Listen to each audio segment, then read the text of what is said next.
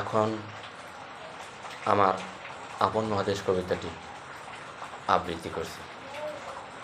দীর্ঘদিন গুহায় যেন অন্তর্নিবাস, যোগাযোগহীন প্রিয়জন থেকে মাটি বুকে নিয়ে পড়ে আছে কম্পমান আমার মন।